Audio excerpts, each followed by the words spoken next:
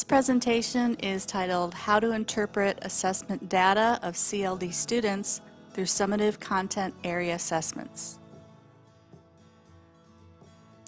This presentation is divided into 4 sections.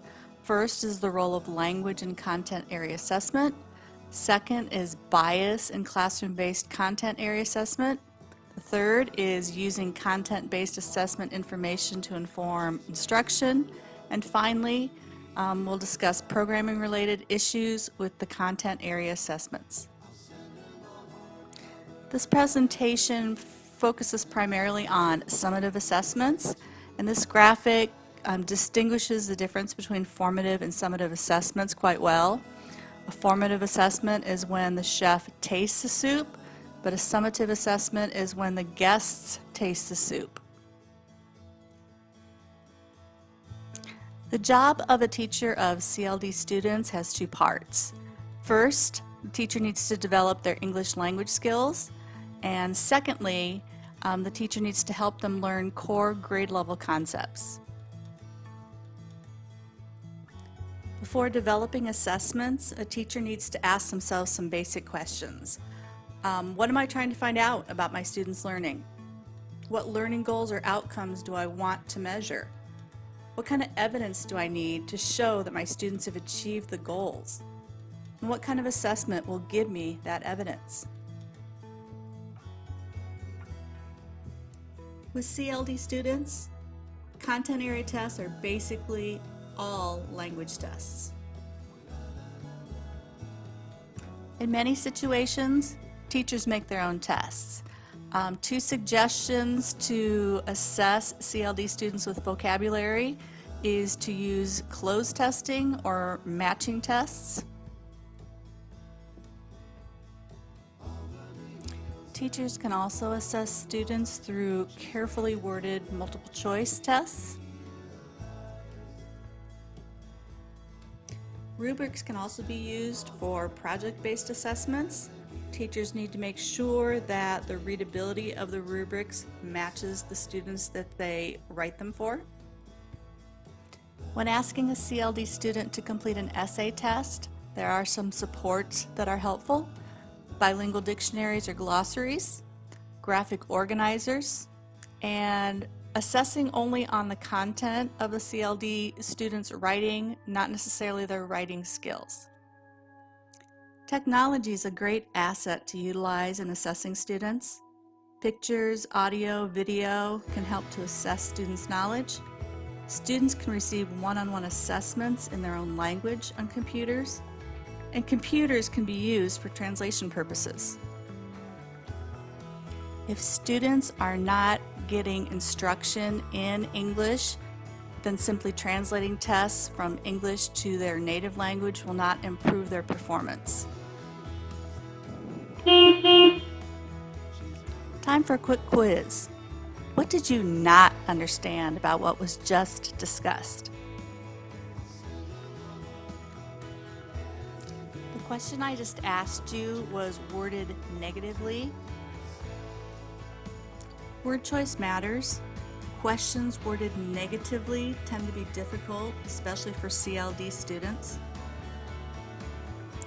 In addition to language making assessments difficult for CLD students, there is bias in basic classroom-based content area assessments. There are many ways bias can show up in the classroom. Sometimes the bias is in assuming everyone in the classroom has the same background, understanding, and view on a topic. Quite often, bias is in the assessments that CLD students are asked to take because CLD students are not part of the dominant U.S. culture. There are biases in content area tests quite often when they're in the subject areas of United States and world history, government systems. CLD students have different past experience, different cultural background expectations, and different variations of knowledge of prerequisite skills. There are many things to think about concerning bias in student assessments.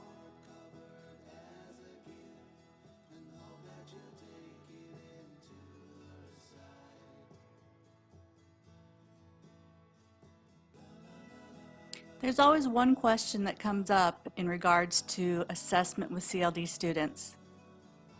But what about the grade? The current grading system in the United States is pretty ingrained in our country's history. Our current grading systems really don't reflect the changing demographics of the United States. Assessment really should be used to support the future learning of all students.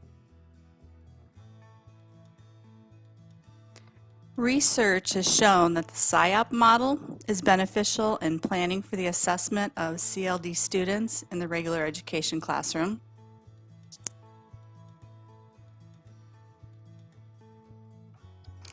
Portfolios can also be used to assess the growth and the ultimate learning in content areas, especially with CLD students.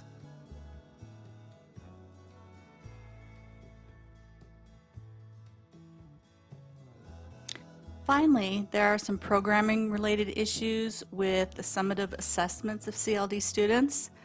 Those would be in the areas of identification, placement, formative assessments, and exit. When using assessments for ELL identification purposes, make sure to use many measures to assess their language abilities and investigate their prior education and life experiences. One way to do this would be to complete a student biography card and share with the staff involved with the CLD students' education.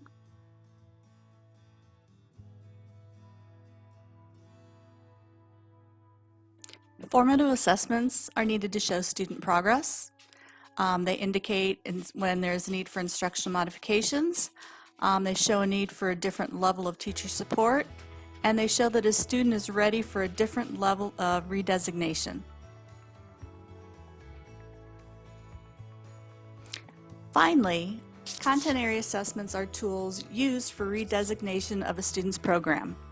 These decisions should be data-based, and teachers should review many sources of data in order to make these decisions.